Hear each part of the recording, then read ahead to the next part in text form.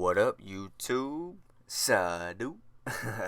So today, I'm gonna be showing y'all how to do wavelength with a high ball taper. Hope y'all stay tuned and enjoy.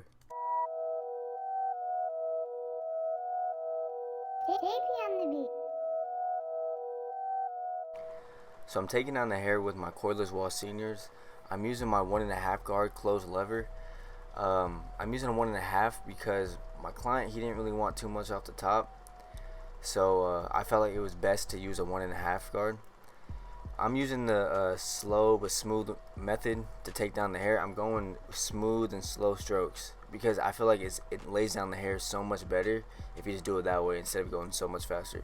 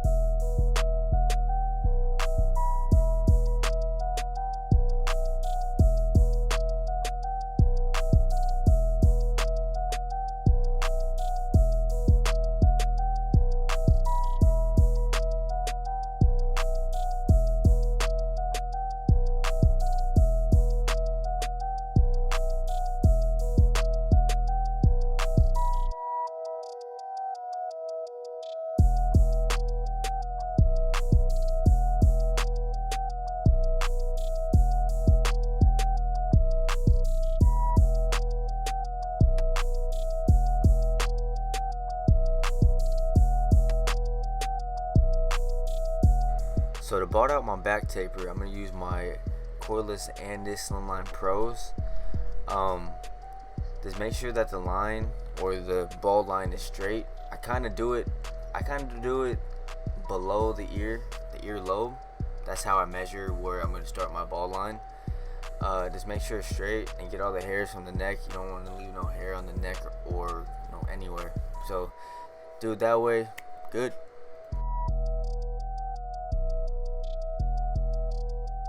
So for the balding shavers, I'm going to be using my Andis Profoil shavers. I like those because they get closer to the skin.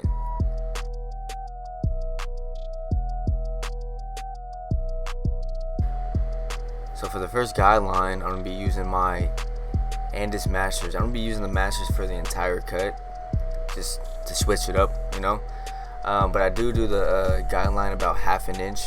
Make sure it's straight and clean. It should be good.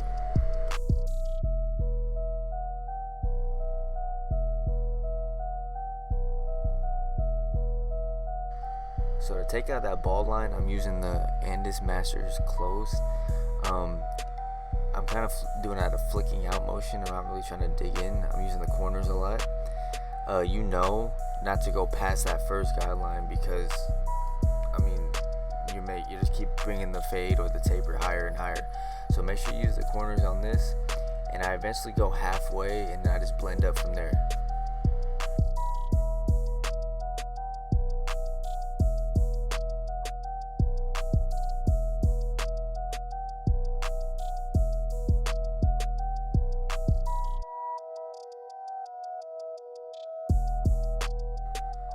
So for this step, I'm using my magnetic 1 guard. I'm going about like 1/2 inch. I'm not really trying to dig in because I don't really want to make a hard line with that 1 guard. So I'm just kind of flicking out. Just make sure you don't go too high past the occipital bone. But with waves, it's always best when you do a stroke. It's always good to brush down at least 3 times. Like you do like 3 strokes and then brush, 3 strokes, brush. Because sometimes the hair don't lay down, and you want the hair to lay down as smooth as possible when you're trying to cut the hair.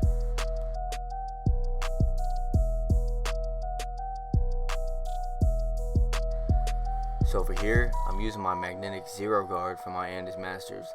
I'm going about close right there, as you can see, and I'm using my corners to flick out. I'm not really digging in, I'm just flicking out. Make sure you use the corners a lot, especially in waves, because you don't really want to take too much out. You just want to kind of get every other hair. So yeah, I'm going at a flicking out motion. I do close my lever or open my lever up to halfway. I do close and halfway, then open. Just make sure you do pick out with the corners because it's best to do that.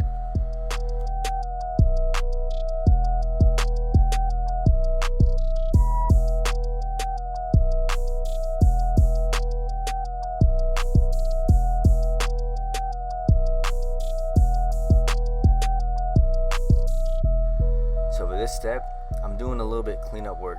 So I have my Andis Master open lever. Right now I'm just cleaning it up. I play with the lever a lot just to kind of pick out the little dark spots in the area of the taper. So I usually do this at the end of the cut, but I'm showing you guys right now how to do it. But it's always best to do your detail work because that makes the taper pop out a lot more.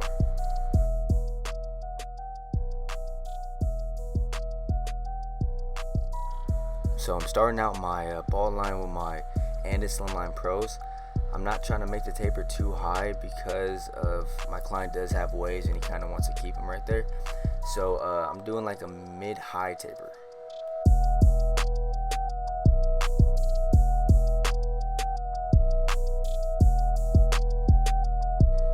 So for this step, I have my Andis Masters. I'm opening up the lever. I'm going about like half an inch. And yes, it's about the same steps as I always do if you watch my videos. It's the same steps as the back taper.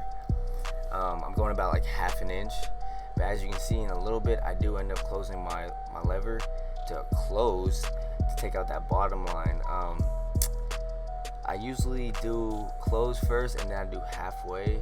I just play with it just to try to make it blurry as possible. You know, just try to take out those dark spots. Just try to make it as blurry as you can and you should be good. JP on the beat. So for this step, I'm using my one magnetic guard. I'm going about a little bit less than half an inch because as you can see, my client does have a wave right there and I don't really want to go against the grain with his waves because it'll cut it off. So you kind of got to go by ear and see where the best placement is to make your guideline for your client and what's best for the haircut.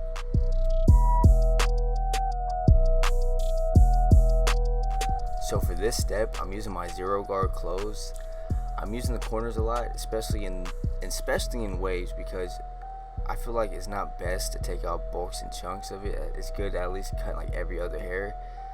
So I'm using my corners a lot, especially in this cut. So this part is very, very important, so everybody pay attention right here.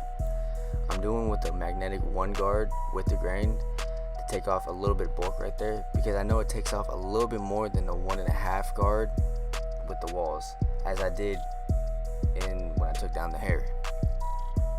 So in a second, I'm going to show you guys how to blend in to a one with the grain.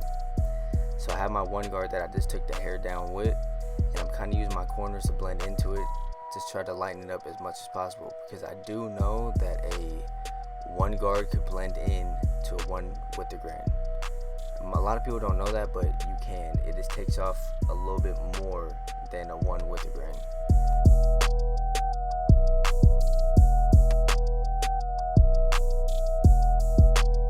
So for this part, I'm taking out the weight right there.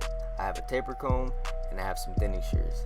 So what I'm doing is I have my taper comb and I'm grabbing the dark areas and I'm kind of cutting away with the thinning shears.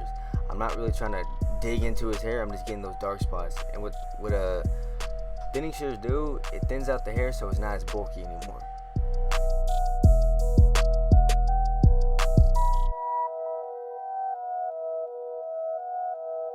JP on the beat.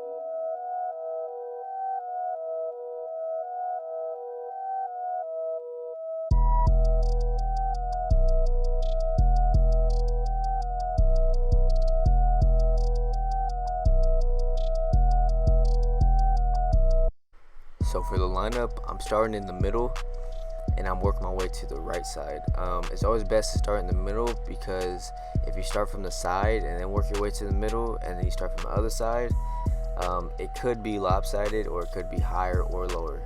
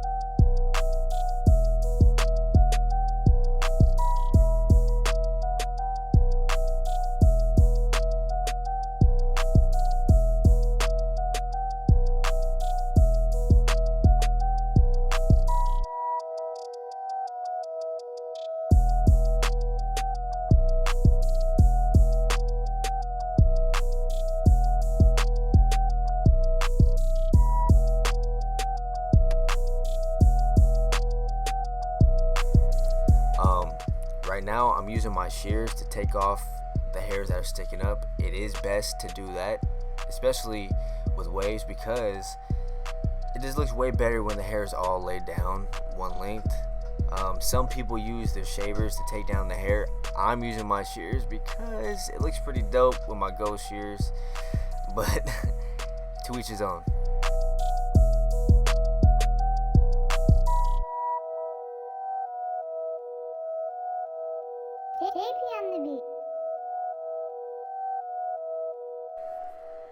So right here, I'm using a type of hair grease to lay down the hair. It actually is my first time using this product, and all I can say is I like it a lot. It made it stand out, it made it shiny, it made it lay down, it worked everything. It made it pop. So I hope y'all stay tuned to watch the finished result.